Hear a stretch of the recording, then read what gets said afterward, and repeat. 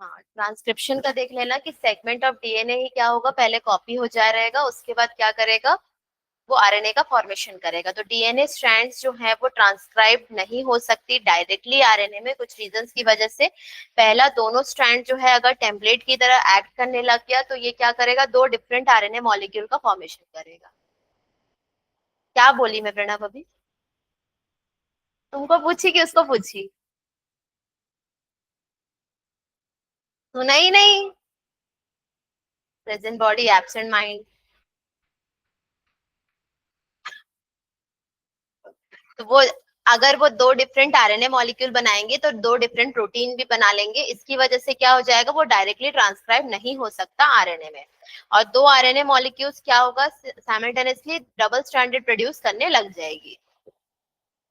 हाँ,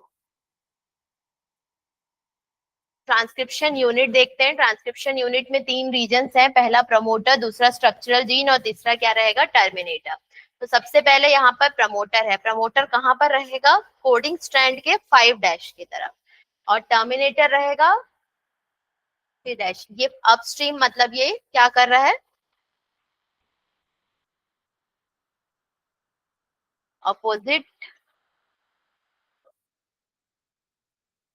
या एक साथ। बोट में जब अपस्ट्रीम होता है तो फिर एक ही साथ जाता है या अपोजिट में वेव आता है और बोट जाता है?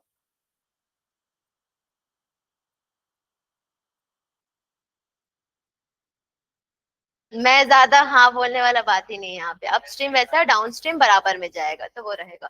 तो अपस्ट्रीम यहाँ पर रहेगा, जैसे कि इसका 5' है तो इसका 3' डायरेक्शन पे है, वो चीज बता रहा है बस। फिर नेक्स्ट क्या रहेगा, स्ट्रक्चरल जीन। स्ट्रक्चरल जीन ये किसके लिए कोड करता है, आरएनए पॉलीमरेज के लिए कोड करेगा। तो एडिशनल इसमें और भी रेगुलेटरी जीन्स प्रेजेंट होती है, कहाँ पे, अपस्ट्रीम और डाउनस्ट्रीम। तो अगर ट्रांसक्रिप्शन यूनिट पूछा जाएगा तो पूरा बताना कि क्या होता है, कि ये ट्रांसक्राइब होगा आरएनए मॉलिक्यूल में, तो उसको हम ट्रांसक्रिप्शन यूनिट बोल रहे हैं। ठीक है, तो उसके लिए क्या क्या चीजें चाहिए होगी, एक जीन चाहिए होगा उसमें, स्ट्रक्चरल जीन, प्रमोटर और क्या रहेगा, टर्मिनेटर। कि भरोसा तो किसी चीज का नहीं है, यूनिट भी आ सकता है तुम लोग के लिए, मतलब ट्रांसक्रिप्शन यूनिट बोल रही हूँ। कहाँ सोच के रख रहा था।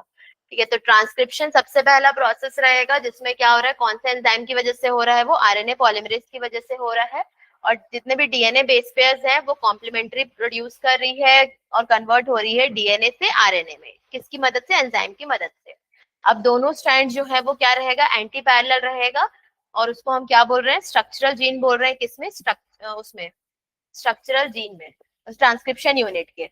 फिर एंजाइम जो डीएनए डिपेंडेंट आरएनए पॉलीमरेज है वो कैटालाइज करता है कौन से डायरेक्शन में, 3' में करेगा। डीएनए स्ट्रैंड पोलैरिटी जो रहेगा, जो 3' to 5' रहेगा वो टेम्पलेट है, और अपोजिट स्ट्रैंड जो रहेगा वो क्या शो कर रहा है यहाँ पर,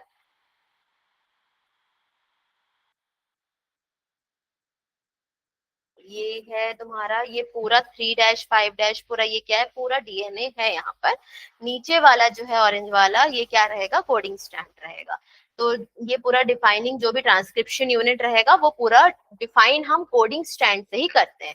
उसी हिसाब से हम अपस्ट्रीम और डाउनस्ट्रीम भी बताते हैं और 3' to 5' भी एक्सप्लेन कर रहे हैं। तो प्रमोटर और टर्मिनेटर का यहाँ पर फिर से सेम चीजें हैं, आरएनए कोडिंग रीजन और ट्रांसक्रिप्शन साइट का रहेगा वो। तो कहाँ लोकेटेड है टर्मिनेटर और प्रमोटर, वो बता रहा है। इसके बाद नेक्स्ट इसका और क्या देखते हैं, सिस्ट्रॉन का देखते हैं। सिस्ट्रॉन क्या होता है,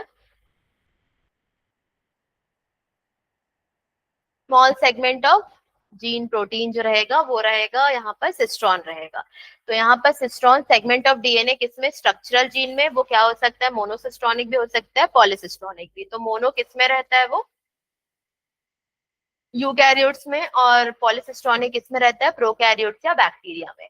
तो मोनोसिस्ट्रॉनिक मतलब ये किसके लिए कोड करेगा, एक एमआरएनए के लिए, और ट्रांसलेट करेगा किसको, एक ही प्रोटीन को। और पॉलीसिस्ट्रॉनिक में,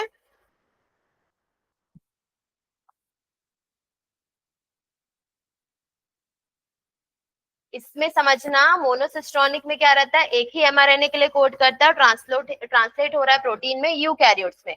लेकिन पॉलीसिस्टोनिक इसमें रहता है, प्रोकैरियोट्स या बैक्टीरिया में रहेगा तो वो मोर देन वन के लिए कोड करेगा, ये रहेगा, एक साथ निकलेगा वो। तो यहाँ पर इंटरप्टेड कोडिंग सीक्वेंस प्रेजेंट होती है, यानी कि जीन्स जो रहते हैं वो स्प्लिट रहते हैं, ट्रांसक्रिप्शन का जो प्रोसेस हो रहा है। तो जो एक्सप्रेस सीक्वेंस रहेगा या कोडिंग वाला रहेगा उसको हम एक्सॉन बोल रहे हैं, और जो इंटरप्टेड सीक्वेंस रहेगा वो कौन सा रहता है, इंट्रॉन्स रहते हैं। पॉलीसिस्टोनिक मतलब क्या कर रहा है, वो मोर देन वन प्रोटीन कर रहा है। तो दोनों में डिफरेंस आएगा, तो दोनों का डिफरेंस भी बताना कि क्या रहेगा करके। जैसे मोनोसिस्टोनिक में क्या रहेगा, प्रमोटर जीन ए और क्या है, ट्रांसक्रिप्शनल टर्मिनेटर प्रेजेंट है इसमें। इसमें क्या रहेगा, जीन इसमें बहुत सारे प्रेजेंट है, किसमें किसमें, बीसीडी जीन बता रहा है आगे का ये। टाइप्स ऑफ आरएनए से शुरू करते हैं। टाइप्स ऑफ आरएनए में क्या रहेगा, तीन टाइप के आरएनए हैं, कौन से, एमआरएनए, टीआरएनए और आरआरएनए। जो आरएनएज हैं वो क्या करती है, प्रोटीन सिंथेसिस कर रही है। तो एमआरएनए जो है वो टेम्पलेट प्रोवाइड कर रहा है, और टीआरएनए अमीनो एसिड को प्रोटीन सिंथेसिस के लिए ला रहा है ताकि वो जेनेटिक कोड को पढ़ सके, और ये कैटालिटिक रोल प्ले कर रहा है ट्रांसलेशन के टाइम पे। और एंजाइम कौन सा है, डीएनए डिपेंडेंट आरएनए पॉलीमरेज, ये पूरा ट्रांसक्रिप्शन को कैटलाइज कर रहा है। हाँ, तो सबसे पहले कंपोनेंट्स क्या क्या एसेंशियल है। पहला क्या रहेगा इसमें, आरएनए पॉलीमरेज है, जो कि किससे बाइंड होता है, प्रमोटर से बाइंड होगा। प्रोसेस शुरू हुआ है ना, तो तुम लोग को प्रोसेस एक के बाद एक याद रखना कि क्या क्या प्रोसेस है करके। क्या हुआ, प्रमोटर से बाइंड होगा कौन, आरएनए पॉलीमरेज। उसके बाद न्यूक्लियोसाइड ट्राइफॉस्फेट जो रहेगा वो पॉलीमराइज करेगा टेम्पलेट डिपेंडेंट में।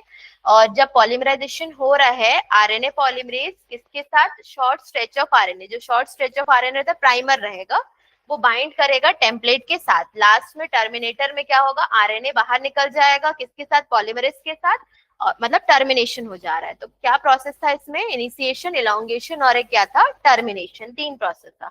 तो उसमें डायग्राम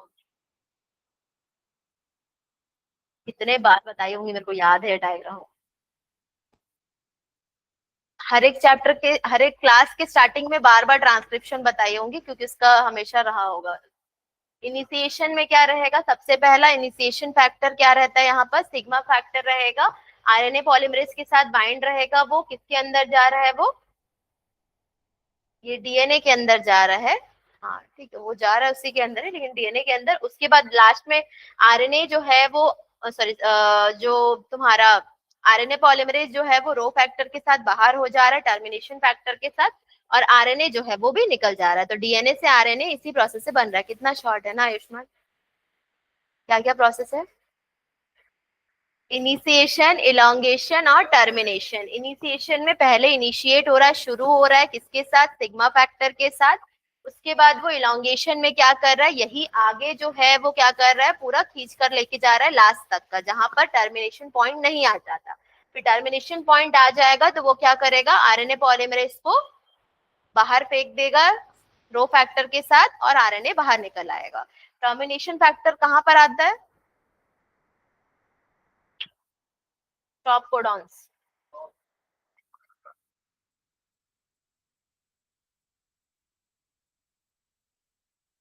ठीक है, तुम लोग ये प्रोसेस में पहला वही देखना, एंजाइम जो पॉलीमरेज रहेगा वो इलांगेशन कर रहा है, यहाँ पर इनिशिएशन फैक्टर के साथ इनिशिएशन प्रोसेस हो रहा है, और रो के साथ टर्मिनेशन हो रहा है। एसोसिएशन दोनों का बताता है किस चीज को, स्पेसिफिसिटी और ऑफ आरएनए। उसके बाद यहाँ पर क्या कर रहा है, जो एमआरएनए है वो ट्रांसक्राइब हो रहा है, उसको कोई प्रोसेसिंग नहीं चाहिए होती है एक्टिव होने के लिए। और जो प्रोकैरियोट्स है, न्यूक्लियस और साइटोप्लाज्म उसमें सेपरेट नहीं रहता है। पता नहीं है, हाँ कुछ दिनों से लग रहा है मुझे भी। बैक्टीरिया का तो हो गया ना। यूकैरियोट्स में क्या क्या चीजें चाहिए, सबसे पहले आरएनए पॉलीमरेज, उसमें 1 2 और क्या है 3, न्यूक्लियस ऑफ सेल में। सेकेंड न्यूक्लियोसाइड ट्राइफॉस्फेट, तीसरा structural gene of transcription unit, introns appear नहीं होते हैं, एक्सॉन्स एमआरएनए में अपेयर रहेंगे, तो ये दोनों प्रेजेंट रहेगा। ट्रांसक्रिप्शन के टाइम पे आरएनए पॉलीमरेज 1 किसको ट्रांसक्राइब करता है, आरआरएनए को, वो उसके सब यूनिट्स हैं। सब यूनिट क्या होता है, कैसे बनता है, उसका सेडिमेंटेशन कोएफिशिएंट बोलते हैं एक्चुअली एस को, तो उसको सेडिमेंट करते हैं तब उसका यूनिट बनता है। नेक्स्ट आरएनए पॉलीमरेज 3 रहेगा, जो किसको ट्रांसक्राइब कर रहा है, टीआरएनए को, 1 आरआरएनए को, थर्ड जो है वो टीआरएनए को, और एसएनआरएनए और आरआरएनए है, पर 5s रहेगा। एसएनआरएनए मतलब स्मॉल न्यूक्लियर रहेगा इसमें, और सेकेंड वाला जो रहेगा वो प्रीकर्सर है किसका, एमआरएनए का, हेट्रोजीनियस न्यूक्लियर आरएनए।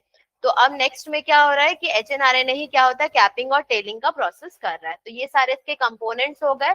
उसके बाद नेक्स्ट क्या रहेगा इसमें, प्रोसेस में देखते हैं, सबसे पहला क्या रहेगा, स्प्लाइसिंग रहेगा। स्प्लाइसिंग में क्या रहेगा, इंट्रॉन्स रिमूव हो रहे हैं और एक्सॉन्स ज्वाइन हो रहे हैं, उसको हम स्प्लाइसिंग बोल रहे हैं। एचएनआरएनए मतलब क्या रहता है, एक एडिशनल प्रोसेसिंग रहेगी जो कैपिंग और टेलिंग में हो रहा है। अब नेक्स्ट कैपिंग मतलब क्या ऐड हो रहा है इसमें, मिथाइल गुआनोसिन ट्राइफॉस्फेट, कहाँ ऐड हो रहा है, 5' ऑफ एचएनआरएनए। एचएन का full form heterogeneous nuclear RNA. उसके बाद टेलिंग में देखते हैं एडेनिलेट रेसिड्यूज, तो फिर ये क्या रहेगा, पॉली एडेनिन, यानी कि 200 to 300 ऐड हो रहा है 3' एंड में। फुल्ली प्रोसेस्ड फिर एचएनआरएनए का फॉर्मेशन हो रहा है। फिर फुल्ली प्रोसेस्ड जो रहेगा उसी को हम एमआरएनए बोल रहे हैं, वो न्यूक्लियस से बाहर चला जाएगा ट्रांसलेशन के प्रोसेस के लिए, क्योंकि यहाँ तक का कहाँ पे होता है, न्यूक्लियस के अंदर ही पूरा प्रोसेस हो रहा है, अब वो बाहर चला जाएगा। तो स्प्लिट जीन जो है वो अरेंजमेंट जो रहेगा वो पहले रहता था इसका अरेंजमेंट, और जो स्प्लाइसिंग रहेगा वो आरएनए के हिसाब से रहेगा।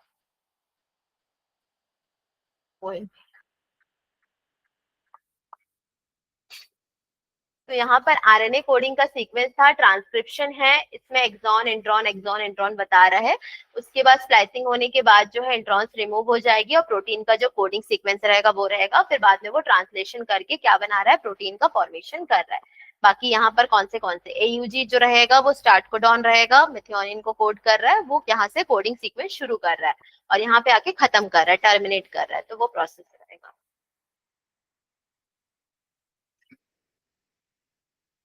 यूएए, यूजीए और यूएजी।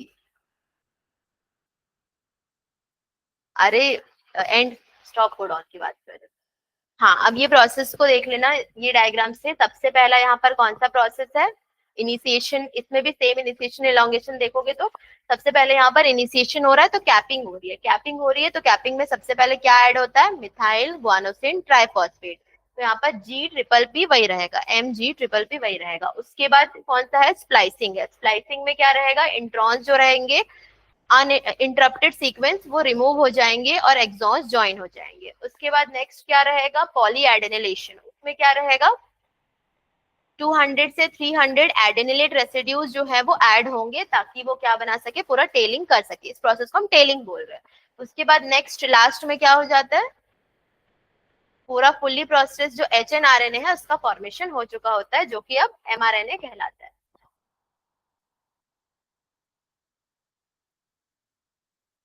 जेनेटिक कोड, हाँ, तो जेनेटिक कोड मतलब ये क्या रहेगा, ट्रांसलेशन के लिए रिक्वायर्ड रहेगा, इंफॉर्मेशन के लिए। उसके बाद नेक्स्ट क्या रहेगा, इंफॉर्मेशन ट्रांसफर हो रही है किस फॉर्म में, कोड्स के फॉर्म में होगी, तो ये क्या रहेगा, लैंग्वेज ऑफ जीन्स, मतलब इसको हम जेनेटिक कोड बोल रहे हैं। टोटल कितने अमीनो एसिड्स हैं, 20 डिफरेंट है, जो कि क्या बना रहे हैं, प्रोटीन्स बना रहे हैं। अब लेकिन 4 डिफरेंट बेसिस होती है किसमें, डीएनए और आरएनए में 4 डिफरेंट बेसिस है। तो ये जो है इसका मतलब एक बेस जो है वो एक अमीनो एसिड के लिए कोड नहीं करेगा, तो इसीलिए 20 अमीनो एसिड्स अवेलेबल होते हैं। अब सीक्वेंस जो रहेगा 3 बेसिस का वो क्या बता रहा है, टोटल 64 कोडॉन, यानी कि 4⁻³ रहेगा तीनों मतलब बेसिस का, तो कॉम्बिनेशन ऑफ बेसिस रहेगा। तो इसका मतलब ये किसके लिए बता रहा है, 20 अमीनो एसिड जो ऑर्गेनिज्म में अवेलेबल है उसके लिए एक्सप्लेन कर रहा है। तो सबसे इसमें फीचर्स क्या क्या हैं जेनेटिक कोड के, पहला जेनेटिक कोड जो होता है वो क्या रहेगा, ट्रिपलेट रहेगा। पढ़ लेना, ये भी क्वेश्चन में आ सकता है, फीचर्स ऑफ जेनेटिक कोड का। तो हर एक कोड में 3 स्पेसिफिक न्यूक्लियोटाइड्स रहेंगे, 61 कोडॉन अमीनो एसिड के लिए कर रहा है और 3 जो है वो नहीं कर रहा है, तो कोई भी अमीनो मतलब 3 जो नहीं कर रहा है उसको हम क्या बोलते हैं, स्टॉप कोडॉन बोल रहे हैं। अब जेनेटिक कोड क्या होता है, अनएम्बिजियस और क्या रहेगा, स्पेसिफिक। इसका मतलब एक कोडॉन कोड करेगा एक ही अमीनो एसिड के लिए। उसके बाद जेनेटिक कोड क्या रहता है, यूनिवर्सल रहेगा, मतलब हर एक कोडॉन किसके लिए, हर एक स्पेसिफिक अमीनो एसिड के लिए लिविंग ऑर्गेनिज्म में रहेगा। उसमें क्या रहेगा, one codon for one amino acid. Universal मतलब हर each codon specific amino acid रहेगा। जैसे कि ट्रिपल यू जो रहेगा वो सिर्फ फिनाइल एनालिन के लिए कोड कर रहा है, किसमें, बैक्टीरिया ह्यूमन दोनों में ये प्रेजेंट रही है। अब जेनेटिक कोड जो है वो क्या शो नहीं करते, ओवरलैपिंग शो नहीं करते। एडजेसेंट जो रहेगा वो कभी भी अपने न्यूक्लियोटाइड को शेयर नहीं कर रहा है। नेक्स्ट ये क्या रहता है, कॉमालेस या पंक्चुएशन नहीं होता, यानी कि कोई भी गैप नहीं होगा इनके बीच में। फिर डीजेनरेट होता है, डीजेनरेट मतलब more than one codon single amino acid के लिए, एक ही अमीनो एसिड के लिए एक से ज्यादा कोडॉन रहते हैं। जैसे कि ये सारे कितने हैं, 1 2 3 4, किसके लिए कोड करते हैं, वैलेन के लिए कोड कर रहे हैं। अब ये जेनेटिक कोड का देखना, जेनेटिक कोड मतलब क्या रहता है, सेम वही मैं बताई कि क्या रहेगा, इसमें 3 स्पेसिफिक न्यूक्लियोटाइड सीक्वेंस रहेंगी जो अमीनो एसिड्स के लिए कोड कर रहे हैं। कोडॉन मतलब क्या रहता है,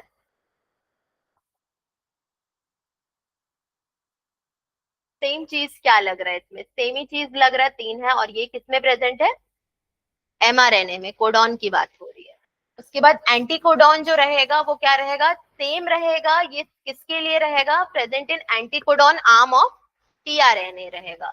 और एंटी कोडॉन जो रहेगा वो कॉम्प्लीमेंट्री रहेगा किससे, कोडॉन से। तो तुम लोग को डायग्राम देखना है वापस, नहीं देखना है, डायग्राम नहीं है, मतलब जेनेटिक कोड है। तो ये चारों वैलेंट के लिए कोड कर रहा है, एयूजी यहाँ पर मिथियोनिन है, स्टार्ट कोडॉन रहेगा। और यहाँ पर स्टॉप कोडॉन एक है, ये 2 3, ये स्टॉप कोडॉन, 3 स्टॉप कोडॉन है। 3 कौन से हैं, और स्टार्ट कोडॉन कौन सा है, किसके लिए कोड करता है, मिथियोनिन। हाँ। अब इनिशिएटर कोडॉन देखते हैं, टर्मिनेटर देखेंगे। तो ये तो वही रहेगा, हाँ, इनिशिएटर में सबसे पहला वही सेम उसका रहेगा, और मिथियोनिन का कोडिंग है, एयूजी रहेगा। टर्मिनेशन में तुम्हारा क्या रहेगा, तीनों रहेंगे, वो यूएजी यूजी है। और एक ये अनएम्बिजियस रहता है, मतलब क्या रहेगा, सेम जो पहले बताई हूँ, और एक यूनिवर्सल का रहेगा। तो ये जो ट्रिपल यू है वो किसके लिए है, फिनाइल एलेनिन के लिए बस रहेगा इसका एग्जाम्पल में। और यूनि डायरेक्शनल रहेगा, कोडॉन सिर्फ और सिर्फ किस डायरेक्शन पे रहेगी, 5 to 3 डायरेक्शन पे। अब याद हो गया होगा ना आयुष्मान को सारे डायरेक्शन पूरे, कौन किसके डायरेक्शन पे है।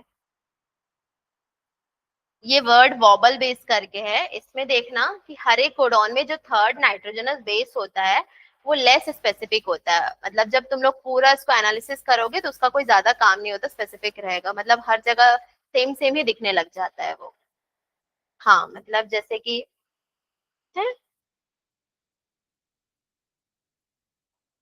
तो ये सारे जैसे कि कोड कर रहे हैं किसके लिए, वैलेंट के लिए कोड कर रहे हैं, यहाँ पर ए सी जी और यहाँ पर यू। तो इसका वो नहीं है, बाकी स्टार्टिंग का ही पूरा इंपॉर्टेंस है, क्योंकि सब में जीयू है, जीयू ही मेन किसके लिए कर रहा है, वैलेंट के लिए कर रहा है।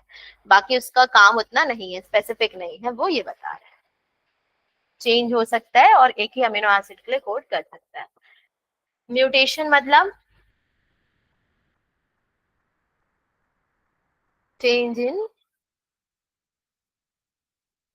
एमआरएनए के सीक्वेंस में नहीं होता है ना, मतलब ठीक है, बेस पेयर में चेंजेस आ गया, बेसिस में चेंजेस आएगा, तो हम क्या बोल रहे हैं, एक ही जगह पे सिंगल बेस पेयर में हो रहा है तो पॉइंट म्यूटेशन रहेगा। उसके बाद एग्जाम्पल उसका पॉइंट म्यूटेशन का, वही चेंज ऑफ सिंगल बेस लेंगे हम लोग। और एग्जाम्पल इसका क्या है, sickle cell anaemia.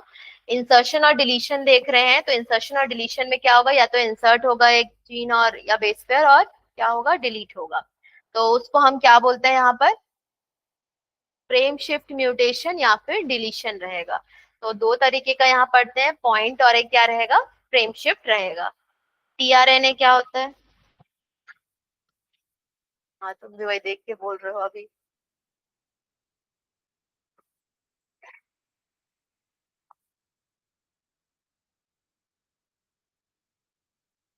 Adapter molecule याद है,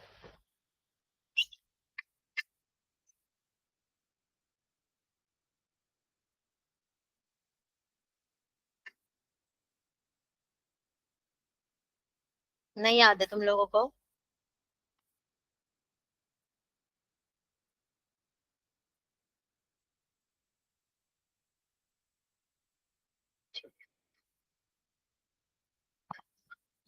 क्या क्या चीजें प्रेजेंट होती है इसमें स्ट्रक्चर में? पहला यहाँ पर अमीनो एसिड बाइंडिंग साइट है, एंजाइम साइट है, राइबोसोम का साइट है, और ये क्या रहेगा, एंटीकोडॉन यानी कि एमआरएनए रिकॉग्निशन साइट। क्या देख रहे हो तुम अब?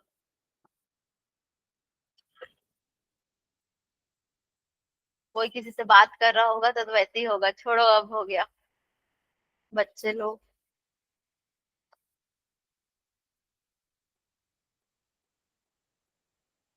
हो गया है, छोड़ दो। अब टीआरएनए जो है वो किसके लिए कोड कर रहा है? आरएनए के लिए, और बाइंड कर रहा है अमीनो एसिड को ट्रांसलेशन में। तो टीआरएनए है उसको हम और क्या बोल रहे हैं? एसआरएनए, यानी कि सोल्यूबल आरएनए, जो कि किसके पहले रहेगा, जेनेटिक कोड को पॉस्टुलेट करने के पहले उसको एसआरएनए बोल रहे हैं। अब इसके स्ट्रक्चर में वही देखना, इसको क्या बोलते हैं, क्लवर लीफ स्ट्रक्चर। अगर वो 2D में है और इन्वर्टेड एल रहेगा किसमें, 3D में। हमारे बुक में कौन सा है?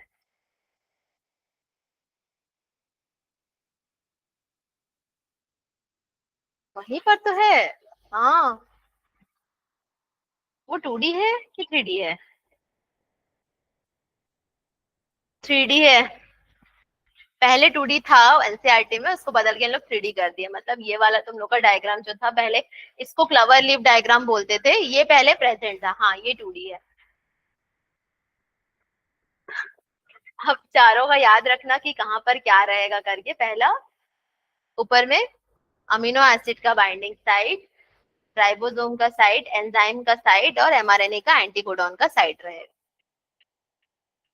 हाँ, साई था वो। और एक डी साई सी है, बहुत सारा है अलग अलग। क्या हुआ? तुम लोग के बुक में बस शायद उतना ही है, इसमें तो। हाँ, उसके बाद देख लेना। हाँ, ये तो बता दी मैं उधर। नेक्स्ट ट्रांसलेशन शुरू करते हैं। तो ट्रांसलेशन में क्या रहेगा, सबसे पहले प्रोटीन सिंथेसिस के लिए क्या क्या रिक्वायरमेंट है, क्या बन गया, एमआरएनए बन गया, निकल गया, प्रोटीन बनाना है। प्रोटीन बनाएंगे तो पॉलीमराइजेशन हो रहा है अमीनो एसिड का, ताकि क्या बना सके, पॉलीपेप्टाइड। और उसका जो सीक्वेंस रहेगा उसको डिफाइन कर रहे हैं। तो पहला आरएनए क्या रहेगा, प्रोटीन सिंथेसिस के लिए रिक्वायरमेंट रहेगी तीनों आरएनए की, राइबोसोम की और एंजाइम्स की। ट्रांसक्रिप्शन के लिए क्या क्या चाहिए था?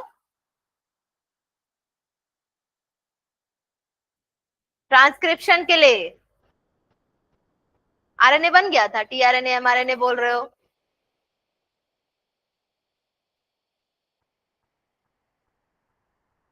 हाँ, वो चाहिए था, यूनिट था ट्रांसक्रिप्शन यूनिट। उसके बाद उसमें एंजाइम्स और वो सारी चीजें बताना है। वो नहीं बताओ। नेक्स्ट आरएनए का देख लो। आरएनए में सबसे पहले क्या रहेगा, यहाँ पर जो टेम्पलेट रहेगा ट्रांसलेशन में, उनमें क्या प्रेजेंट होगा, अनट्रांसलेटेड रीजन्स। अनट्रांसलेटेड रीजन्स को हम यूटीआर बोल रहे हैं, और कहाँ पर रहता है, बिफोर स्टार्ट कोडॉन 5 डैश में प्रेजेंट होगा वो। और तुम लोग का 3 डैश के बाद भी, यानी कि स्टॉप कोडॉन के बाद भी प्रेजेंट होगा वो। तो ये क्या प्रेजेंट होता है, यूटीआर, अनट्रांसलेटेड रीजन, यानी कि इसका ट्रांसलेशन नहीं होगा। ठीक है, तो ये क्या करेगा, नेक्स्ट रहेगा टीआरएनए। टीआरएनए कोड को रीड करेगा और अमीनो एसिड को लेकर आएगा, चार्जिंग करेगा। फिर हाँ, फिर आरआरएनए रहेगा। राइबोसोम्स का रहता है, तो राइबोसोम प्रोटीन सिंथेसिस के लिए इंपॉर्टेंट है सेल में। और इसमें स्ट्रक्चरल आरएनए और लगभग कितने प्रोटीन्स हैं, 80 डिफरेंट प्रोटीन्स हैं। मतलब अबाउट 80 प्रोटीन्स रहेंगे। दो सब यूनिट है, लार्ज और स्मॉल रहेगा। ये लार्ज वाला है और नीचे क्या रहेगा, इसका स्मॉल वाला यूनिट रहेगा।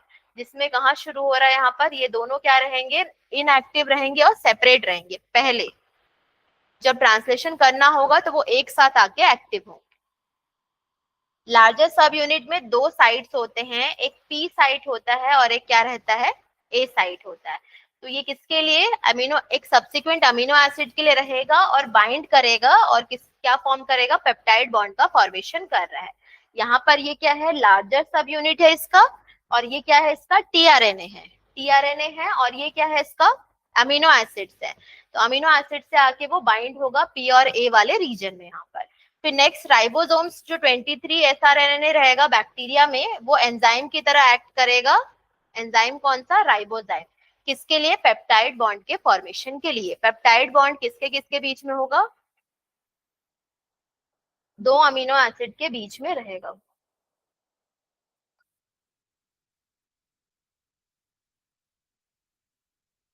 क्या? ये डीएनए, एमआरएनए और प्रोटीन यहाँ। इतना जल्दी तुमको करना है? ट्रांसलेशन हो गया, ट्रांसलेशन शुरू हो रहा है यहाँ पर। एमईटी मतलब मिथियोनिन। मिथियोनिन स्टार्ट कोडॉन रहेगा वो यहाँ पर, एयूजी जो रहता है यहाँ पर। ये राइबोसोम का बड़ा वाला यूनिट है, ये राइबोसोम का क्या रहेगा, स्मॉलर यूनिट रहेगा। ये धीरे धीरे क्या करेगा, ये वाला इसका एंटी कोडॉन है ना एयूजी का, ये एंटी कोडॉन है जो किसके साथ अटैच है, टीआरएनए के साथ रहेगा वो। ठीक है, वो टीआरएनए के साथ रहेगा, उसके बाद वो क्या करेगा, एमआरएनए का फॉर्मेशन करेगा और वो कंटिन्यू करता जाएगा। सेकेंड वाले में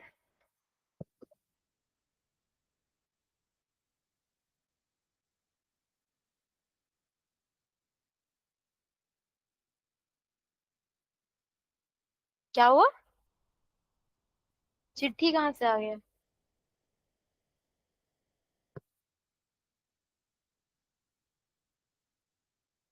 अब दोनों एमआरएन सॉरी दोनों राइबोसोम्स बाइंड हो गए। बाइंड होने के बाद ये क्या है, इसका टीआरएनए है, और ये इसका क्या रहेगा, स्टार्ट कोडॉन। स्टार्ट कोडॉन के साथ एंटी कोडॉन है, तुम उसी में घुसे रहो। एक काम करो, उसको लेके जाके घर में फ्रेम करा लो, नहीं तो करवा लेते हैं ना। उसके बाद नेक्स्ट वाला ये सेकेंड कोडॉन है, तो वो क्या करेगा, एक और टीआरएनए के साथ उसका एंटी कोडॉन लाएगा यहाँ पर। धीरे धीरे ऐसा ही ये क्या होता जाएगा, कंटिन्यू होता चला जाएगा। फिर टीआरएनए भाग जाएगा यहाँ से, फिर एक और टीआरएनए अटैच हो जाएगा। मतलब ये पूरा प्रोसेस चेन की तरह चलता जाएगा, और एक क्या बनना शुरू हो जाएगा, एमआरएनए से यहाँ पर जो ये प्रोटीन है, ये इसको मतलब अमीनो एसिड है, उसको ऐड कर रहा है एक एक करके। क्या? एलिमिन, ल्यूसिन अमीनो एसिड, ल्यूसिन।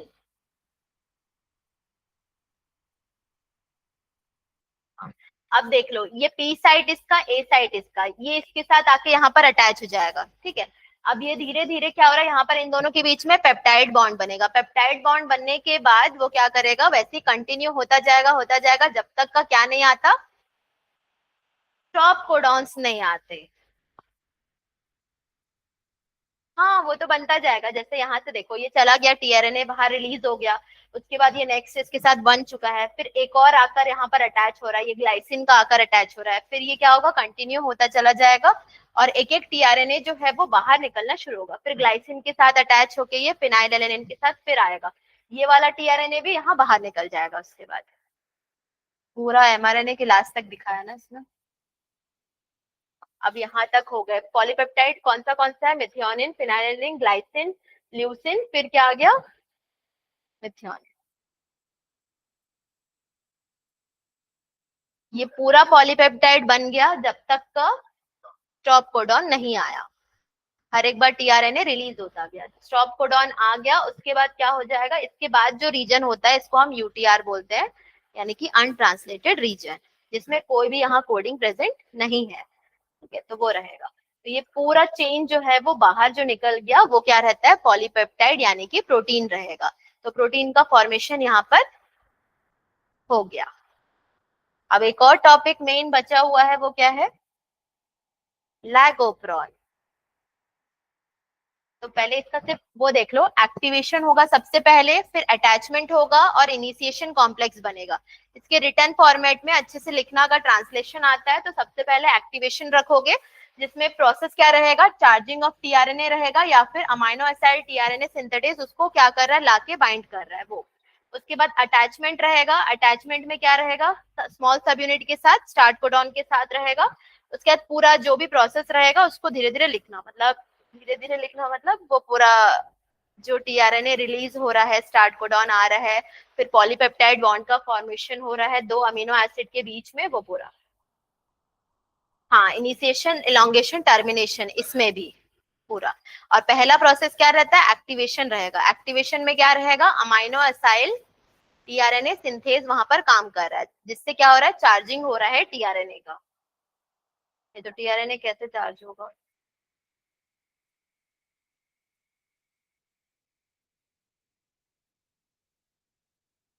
तो ये वाला पहले भी था शायद, क्या? अरे वही जो अभी पढ़े, जो सेम चीज था, एक एक करके पढ़े ना स्लाइड में, वो पूरा एक साथ था प्रोसेस। यहाँ पर स्टार्ट कोडॉन से शुरू होके फिर वो रिलीज होना शुरू हो रहा है, यहाँ से रिलीज हो रहा, नया पेप्टाइड बॉन्ड है, फिर एक पॉलीपेप्टाइड बन गया है, स्टॉप कोडॉन आ गया यहाँ पर। तो बनाना रहेगा तो इसी को बनाना है। क्या? यूएजी, यूजीए और एक यूएए। नेक्स्ट देखना, रेगुलेशन ऑफ जीन एक्सप्रेशन में सबसे पहला, जीन एक्सप्रेशन जो होता है इसका मतलब क्या हो रहा है, इंफॉर्मेशन कहाँ से आ रहा है, जेनेटिक से, जो कि क्या कर रहा है, सिंथेसिस कर रहा है फंक्शनल जीन प्रोडक्ट को। ये अच्छे से समझना, जीन एक्सप्रेशन कहाँ पर होगा, ट्रांसक्रिप्शन में भी होगा और ट्रांसलेशन में भी होगा जीन एक्सप्रेशन जो हो रहा है। तो उसी को हम फिर से पढ़ रहे हैं, ये पूरा प्रोसेस बन गया है, बनने के बाद जीन यहाँ पर कैसे रेगुलेट कर रहा है, सारे काम को कैसे करवा रहा है वो देखेंगे। तो ये सारे प्रोडक्ट्स जो हैं वो प्रोटीन्स हैं, और क्या रहेगा, नॉन प्रोटीन कोडिंग जीन्स रहेंगे, राइबोसोमल आरएनए ट्रांसफर, फिर स्मॉल वाले न्यूक्लियर एसिड रहेगा, और एक जो प्रोडक्ट बनता है वो फंक्शनल आरएनए रहेगा। तो स्टेप्स उसमें सेम, ट्रांसक्रिप्शन, फिर आरएनए स्प्लाइसिंग, फिर क्या रहेगा, ट्रांसलेशन, पोस्ट ट्रांसलेशनल मॉडिफिकेशन। ये चारों जगह में क्या इन्वॉल्व रहता है, जीन एक्सप्रेशन रहेगा सारे प्रोसेस में। ये रेगुलेट करेगा और क्या करेगा, बेसिस बनाएगा सेलुलर डिफरेंशिएशन का, मॉर्फोजेनेसिस, एडेप्टेबिलिटी ऑफ ऑर्गेनिज्म। इसी के बेसिस पे जीन क्या होती है, रेगुलेट हो रही है। पहला ट्रांसक्रिप्शनल लेवल देखेंगे इसका, फॉर्मेशन ऑफ प्राइमरी ट्रांसक्रिप्ट। दूसरा क्या है, प्रोसेसिंग लेवल, मतलब रेगुलेशन इसका स्प्लाइसिंग का। तीसरा, ट्रांसपोर्ट ऑफ एमआरएनए, कहाँ से कहाँ, न्यूक्लियस से साइटोप्लाज्म में। फिर क्या रहेगा, ट्रांसलेशनल लेवल। ये चारों जो रहेगा इस प्रोसेस में, जीन जो है वो एक्सप्रेस हो रहा है यूकैरियोट्स में। तो सबसे पहला एक्सप्रेशन जो रहेगा वो कैसे हो सकता है, फिजियोलॉजिकल, मेटाबॉलिक या एनवायरमेंटल से भी हो सकता है। अब आता है बीटा गैलेक्टोसाइडेस एंजाइम, ये किसमें प्रेजेंट होता है, ई कोलाई में। ये क्या करता है, हाइड्रोलिसिस करता है लैक्टोज का, गैलेक्टोज और ग्लूकोज में, और उसके बाद वो यूटिलाइज कर रहा है बैक्टीरिया एनर्जी के लिए। लैक्टोज अगर नहीं है बैक्टीरिया के आसपास एनर्जी के फॉर्म में, बैक्टीरिया क्या करेगा, सिंथेसाइज नहीं करेगा एंजाइम, कौन सा, बीटा गैलेक्टोसाइडेस। इसका मतलब इसका फिजियोलॉजिकल, मेटाबॉलिक और एनवायरमेंटल कंडीशंस भी रेगुलेशन कर रही है जीन एक्सप्रेशन को। अब डेवलपमेंट और डिफरेंशिएशन एम्ब्रियो का भी देख रहे हैं, जब एडल्ट में हो रहा है तो ये भी कोऑर्डिनेटेड, जैसे ऑर्गन्स किसके बाद कौन सा बन रहा है वो जीन एक्सप्रेशन से ही पता चल रहा है। उसके बाद नेक्स्ट देखना, इसमें सबसे पहला प्रोकैरियोट्स का जो जीन एक्सप्रेशन है वो कैसे कंट्रोल हो रहा है, रेट ऑफ ट्रांसक्रिप्शनल यानी कि इनिशिएशन वाला। उसके बाद आरएनए पॉलीमरेज जो भी अटैच रहेगा किससे, प्रमोटर से, वो क्या कर रहा है, प्रमोटर में जहां पे ट्रांसक्रिप्शन यूनिट में अटैच रहेगा वो भी रेगुलेट हो रहा है रेगुलेटरी प्रोटीन से, मतलब वो एंजाइम को मतलब एनेबल कर रहा है ताकि वो स्टार्टिंग साइट कहां पर होगा उसको रिकॉग्नाइज कर सके, एंजाइम को काम करवाने में हेल्प कर रहा है। उसके बाद रेगुलेटरी प्रोटीन मतलब पॉजिटिवली या नेगेटिवली वाला जो रहेगा। फिर उसके बाद जो प्रोमोटर की एक्सेसिबिलिटी है वो भी क्या कर रहा है, इंटरेक्शन बता रहा है किसका, रेगुलेटरी प्रोटीन्स का शॉर्ट डीएनए सीक्वेंसेस के साथ, मतलब उसके जो ऑपरेटर्स रहते हैं, जो ऑपरेटर हम पढ़ेंगे, तो जो ऑपरेटर्स रहते हैं वो क्या रहते हैं, वो प्रमोटर, यानी कि वो रेगुलेट कर रहा है इंटरेक्शन ऑफ रेगुलेटरी प्रोटीन्स किसके साथ, शॉर्ट डीएनए के साथ, तो उसको हम क्या बोल रहे हैं, ऑपरेटर बोल रहे हैं। तो ऑपरेटर जो रीजन होता है वो प्रमोटर के क्या होता है, पास होता है। ये प्रमोटर है और एक क्या रहेगा, ऑपरेटर है। ये पूरा क्या रहेगा, ओपेरॉन रहेगा, जो कि रेगुलेट कर रहा है जीन के एक्सप्रेशन को। तो यहाँ पर जो ग्रुप ऑफ जीन्स रहती हैं, सेगमेंट ऑफ डीएनए, वो पूरा ट्रांसक्रिप्शनल यूनिट का फॉर्मेशन कर रही है। तो ज्यादातर ओपेरॉन जो रहेगा यानी कि ऑपरेटर सीक्वेंस, ये किसके साथ बाइंड होता है, रिप्रेसर के साथ बाइंड हो जाता है। आयुष्मान को याद नहीं है कुछ, डायग्राम देखो लैक ओपेरॉन का। अब कुछ याद आया,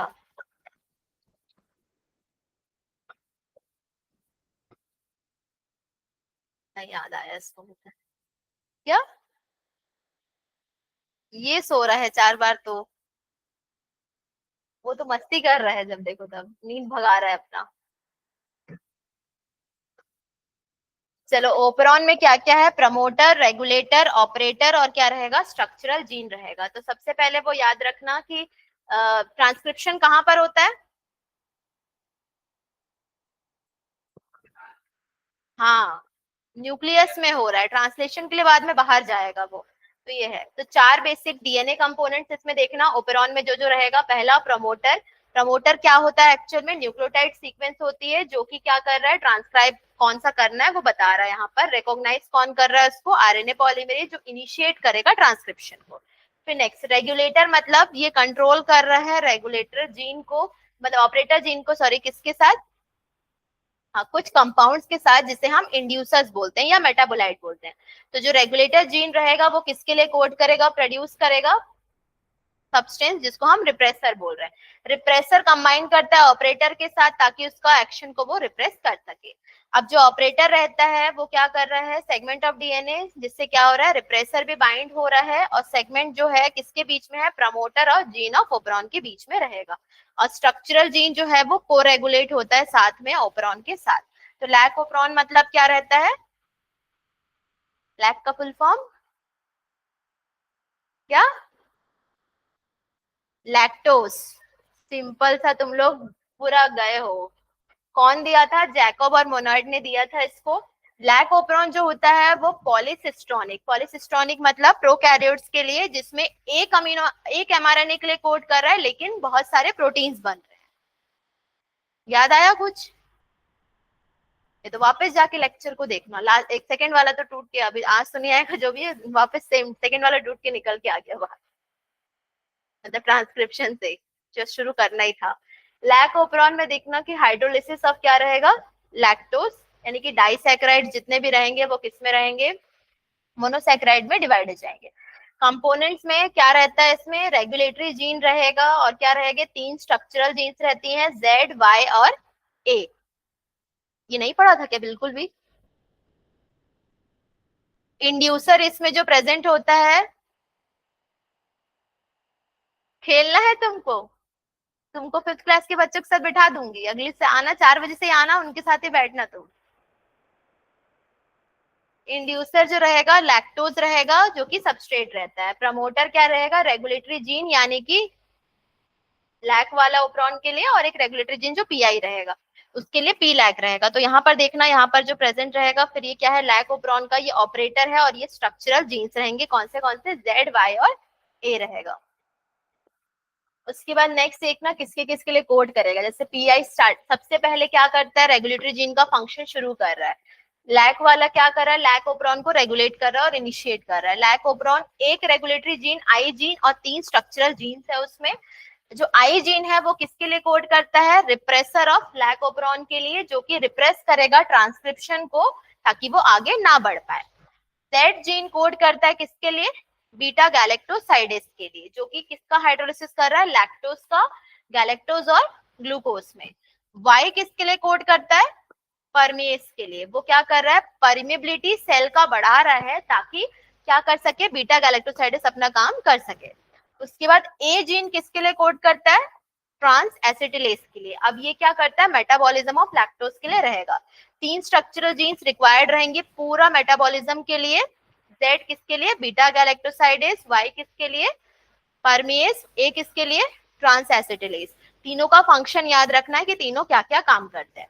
लैक्टोज क्या रहता है, सबस्ट्रेट रहता है किसका, बीटा गैलेक्टोसाइडेस का, स्विच करता है किसको, on end of of the operon, मतलब इंड्यूसर। लैक्टोज यहाँ इंड्यूसर है। ग्लूकोज जो रहेगा, जो बैक्टीरिया प्रेफर करता है इंटेक करने के लिए, अगर ग्लूकोज एब्सेंट है तो लैक्टोज जो है वो सबस्ट्रेट की तरह वहां पर एक्ट करता है। तो इसमें सबसे पहले वही डायग्राम, पी आई, आई क्या कर रहा है यहाँ पर, रिप्रेसर एमआरएनए, फिर ये रिप्रेसर है, रिप्रेसर जाके बाइंड होता है कहाँ पर, ऑपरेटर रीजन में, जिससे आगे का जो आरएनए पॉलीमरेज है वो क्या नहीं कर पाता, ट्रांसक्रिप्शन नहीं कर पाता। लेकिन अगर क्या हो रहा है, रिप्रेसर को क्या कर रहा है, इंड्यूसर आके, इंड्यूसर यहाँ पर लैक्टोज है, वो आके अगर यहाँ बाइंड हो जाता है तो ऑपरेटर रीजन में वो बाइंड नहीं कर पाता है रिप्रेसर जाके, जिसकी वजह से जो ट्रांसक्रिप्शन है, मतलब क्या होगा, डीएनए से आरएनए बनना, आरएनए से प्रोटीन बनना, ये पूरा प्रोसेस हो पा रहा है। तो ट्रांसक्रिप्शन हो गया सबसे पहले, उसके बाद क्या रहेगा, ट्रांसलेशन। तो इसमें जेड कोड कर रहा है इसके लिए, वाई परमेस के लिए, एक इसके लिए ट्रांस एसिटिलेज के लिए। तो ये पूरा डायग्राम में ही आंसर रहेगा। एक स्विच ऑफ रहेगा ओपेरॉन, और एक क्या रहेगा, स्विच ऑन रहेगा। ऑफ में इंड्यूसर एब्सेंट रहेगा, ऑन में प्रेजेंट रहेगा।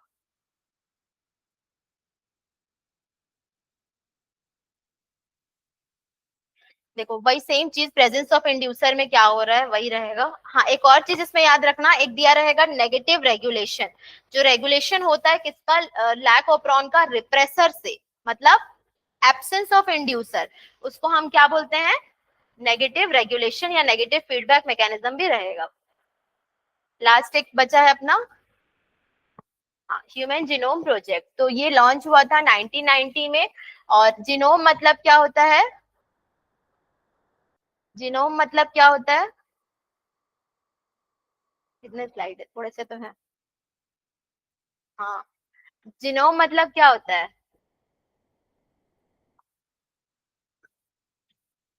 गया वो, अरे जीनोम मतलब बताओ।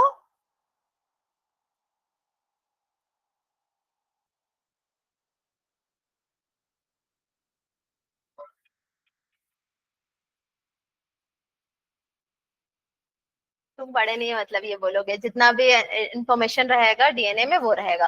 प्रोजेक्ट किसके ऊपर बेस्ड था, एजम्पशन के ऊपर था, और डीएनए सीक्वेंस जो रहेगा वो डिफरेंट रहेगा कुछ जगह पे, क्योंकि अलग अलग रहेगा, इंडिविजुअल डिफर करती है। तो कुछ रीजंस थे, इसको मेगा प्रोजेक्ट बोला जाता है। ह्यूमन जीनोम का 3 × 10⁹ बेस पेयर अप्रोक्स, कॉस्ट कितना गया था, $3 एक बेस पेयर सीक्वेंस के लिए।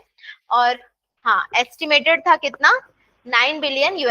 उसके बाद सीक्वेंसेस जो रहेगा, मतलब उसको 1000 लेटर्स पर पेज रहेगा, 1000 पेजेस पर बुक रहेगा। और 3300 बुक्स जो है रिक्वायर्ड है, ताकि डीएनए सीक्वेंस का एक ह्यूमन सेल का स्टोर करके रख सके। हाँ, प्रोजेक्ट हुआ था ना।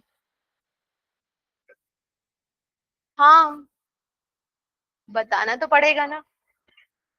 डेटा एक्सपेक्टेड था, फिर हाई स्पीड इसमें कंप्यूटेशनल डेटा भी स्टोरेज के लिए, तो ये पूरा एसोसिएटेड था किसके लिए, बायो इन्फॉर्मेटिक्स के लिए।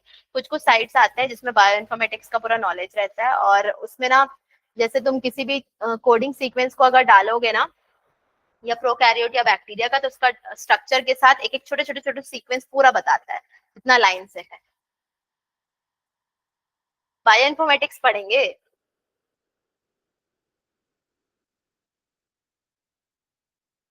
गोल्स क्या क्या है इसके क्वेश्चंस में आते हैं। तो गोल्स में सबसे पहला क्या है, आइडेंटिफाई करना 20,000 से 25,000 जीन्स को। फिर डिटरमाइन करना सीक्वेंसेस को, कि क्या सीक्वेंसेस है, 3 बिलियन केमिकल बेस पेयर्स रहेंगे। इंफॉर्मेशन को स्टोर करना, डेटा एनालिसिस के टूल्स को इम्प्रूव करना, ट्रांसफर रिलेटेड जो भी टेक्नोलॉजी से इंडस्ट्री सेक्टर्स ये सब चीजें। फिर जितने भी एथिकल लीगल या सोशल इश्यूज हैं वो भी आते हैं, तो उसको भी क्या करना, डील करना उसके साथ। तो एचजीपी टोटल कितने ईयर का प्रोजेक्ट था, 13 ईयर्स का। कंप्लीट कब हुआ, 2003 में। स्टार्ट कब हुआ था, हाँ। तो ये कोऑर्डिनेट किसने किया था, यूएस डिपार्टमेंट ऑफ एनर्जी और नेशनल इंस्टीट्यूट ऑफ हेल्थ और वेलकम ट्रस्ट ने। तो इसका एडिशनल कंट्रीब्यूशन कौन किया था, जापान, फ्रांस, जर्मनी, चाइना और बाकी लोग भी किए थे।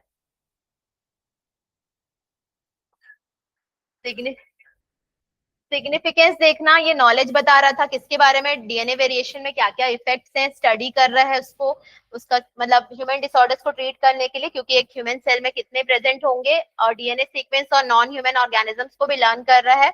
और डीएनए बहुत सारे नॉन ह्यूमन मॉडल सीक्वेंस यानी कि बैक्टीरिया, ईस्ट, इन सब का भी पता कर सकते हैं, तो ये बता रहा है। उसके बाद मेथोडोलॉजीज में दो चीज इसमें सबसे पहले देखना, एक होता है एक्सप्रेस सीक्वेंस टैग और दूसरा होता है सीक्वेंस एनोटेशन। जो एक्सप्रेस सीक्वेंस टैग होता है, इसका मतलब सारे जीन्स जो क्या हो रही है, एक्सप्रेस हो रही है, उसको देख रहे हैं। और नेक्स्ट सीक्वेंस एनोटेशन मतलब होल सेट ऑफ जीनोम, जो कोडिंग भी है और नॉन कोडिंग भी है, सबको एक सीक्वेंस में लाना। तो ये सारा उनको उनको नंबर असाइन किया जाता था कि पहले है बाद में वो रहेगा। कॉमन मेथड देखते हैं इसका, तो क्या रहेगा, सबसे पहले क्या रहेगा, सीक्वेंस करने के लिए डीएनए फ्रेगमेंटेशन का रहेगा। जो लॉन्ग पॉलीमर्स है उनको क्या करेंगे, फ्रेगमेंट्स में कट करेंगे। उसके लिए डीएनए क्या चाहिए रहेगा, होस्ट और वेक्टर चाहिए रहेगा। तो हम लोग वही जो हम लोग का बायोटेक्नोलॉजी पूरा यूज होता है इसमें। फिर वेक्टर कौन सा रहता है, बीएससी यानी कि बैक्टीरियल आर्टिफिशियल क्रोमोसोम, और एक क्या रहेगा, वाईएससी यानी कि ईस्ट आर्टिफिशियल क्रोमोसोम रहेगा। वो दोनों चीजें रहेंगी यहाँ पर। क्या, प्लाज्मिड वेक्टर इसमें नहीं, मतलब ह्यूमन जीनोम में ये दोनों यूज हुआ था ना, तो इन दोनों की बात कर रहा है बस। उसके बाद स्टेप्स में सबसे पहला ये पूरा किसका रहेगा तुम्हारा, हाँ, आइसोलेशन हो रहा है, फ्रेगमेंटेशन हो रहा है, क्लोनिंग होगा, उसके बाद होस्ट यूज करेंगे, सीक्वेंसिंग करेंगे। तो सीक्वेंसिंग किससे हो रहा है? ऑटोमेटेड डीएनए सीक्वेंसर से, जो वर्क करता है प्रिंसिपल किसने डेवलप किया था? सैंगर ने। तो सैंगर मेथड उसको बोलते हैं।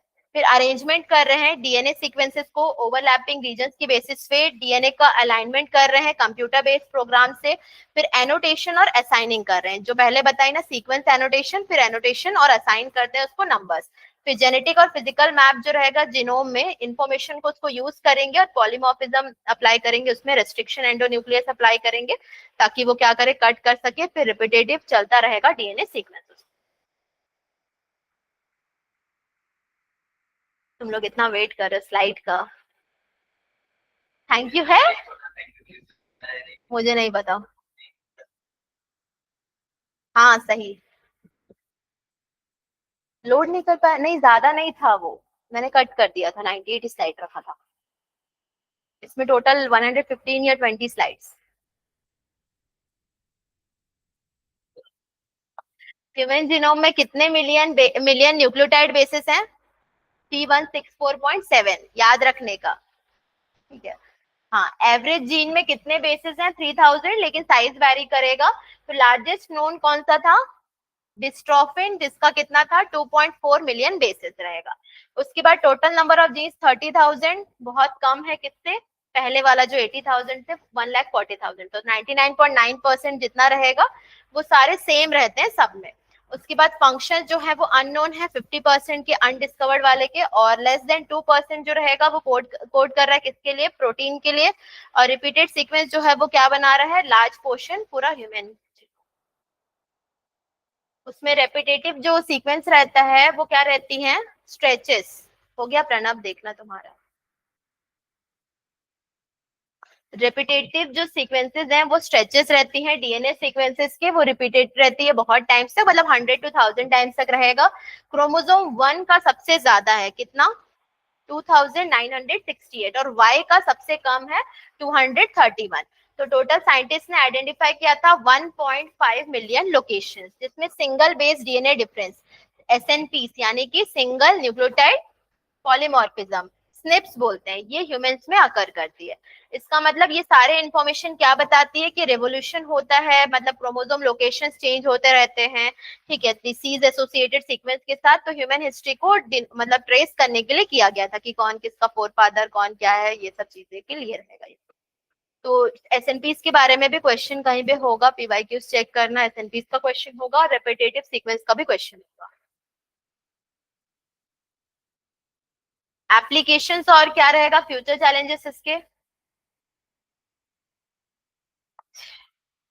नॉलेज, रिसर्च जरूरी है। सीक्वेंस जो है वो पूरा बायोलॉजिकल डेटा बता रहा है, रिसर्च बता रहा है। नया टेक्नोलॉजीज आएगा, नया मतलब क्वेश्चंस आएंगे, ज्यादा स्केल में डेवलप होगा अच्छे से, ये सब चीजें इसका क्या रहेगा? एप्लीकेशन, मतलब कहाँ कहाँ तुम इसको अप्लाई कर सकते हो। तो पूरा रिसर्च फील्ड में वो रहेगा। क्या हुआ? गलत था, तुमको देखना है वापस उसको। डीएनए फ्रेगमेंट, जो डीएनए फिंगरप्रिंटिंग है वो क्या रहेगा? वेरिएशन फाइंड कर रहा है इंडिविजुअल में, डीएनए लेवल में, और सबसे पहले डेवलप किया था किसने? एलेक्स जेफरी ने। ठीक है। ये किसके प्रिंसिपल के बेसिस पे था? पॉलीमॉर्फिज्म, जो हम पढ़े सिंगल न्यूक्लियोटाइड पॉलीमॉर्फिज्म, स्निप्स, वही रहेगा डीएनए सीक्वेंस में। तो इसमें क्या रहेगा? मेनली ये सारे डिफरेंसेस जो रहेंगे वो सिंगल बेस पेयर चेंजेस रहता है, यानी कि डिलीशन, इंसर्शन और changes in number of copies जो रहेगा वो रहेगा। तो डीएनए फिंगरप्रिंटिंग में आइडेंटिफाई कर रहे हैं हम छोटे छोटे जो भी न्यूक्लियोटाइड टैंडम रिपीट्स होती हैं, उसे हम क्या बोलते हैं? VNTR, variable number of tandem repeats बोलते हैं, जो वही डिफरेंस रहता है शॉर्ट सीक्वेंस में। अब ये वैरी करता है पर्सन टू पर्सन जो भी रहेगा, और इनहेरिट भी होता है। तो वीएनटीआर 2% का क्या हो सकता है? सेम लेंथ, और क्या होता है सीक्वेंस का? कुछ साइड्स में, लेकिन वैरी होता है, बाकी कुछ साइड्स में सेम रहेगा, वो बोल सकते हो। पहला क्या रहेगा? एक्सट्रैक्शन एंड आइसोलेशन, यानी कि डीएनए को एक्सट्रैक्ट करेंगे सेल से बाहर, आइसोलेट करेंगे, उसको हाई स्पीड में रखेंगे, रेफ्रिजरेटेड सेंट्रीफ्यूज करवाएंगे। उसके बाद नेक्स्ट एम्प्लीफिकेशन, मतलब पीसीआर का प्रोसेस, उसकी कॉपीज बनाएंगे। पीसीआर याद है तुमको? वो नहीं, क्या था?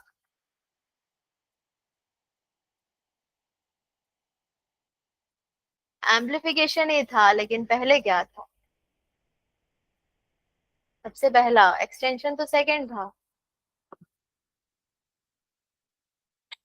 Extension second. एक्सटेंशन, हाँ डीनेचुरेशन था, वो भूल गए। फिर रेस्ट्रिक्शन डाइजेशन मतलब क्या रहेगा? रेस्ट्रिक्शन एंडोन्यूक्लियस कट कर रहा है डीएनए को फ्रेगमेंट्स में।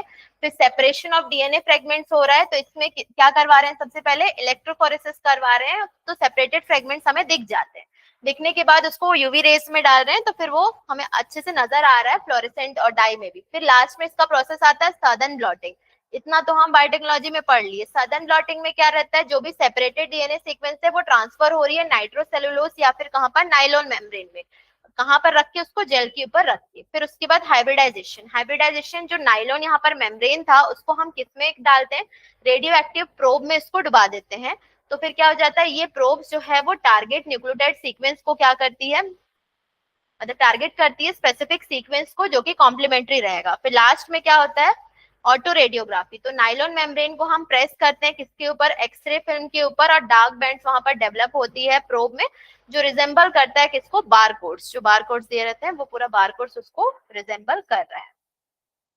तो वही पूरा प्रोसेस रहेगा, सैंपल लेके पूरा फ्रेगमेंट्स लेके पूरा यहाँ पर क्या कर रहे हैं? लास्ट में रेडियो एक्टिव यानी कि फिर एक्सप्रेस जो डीएनए रहेगा उसको वॉश ऑफ कर रहे हैं।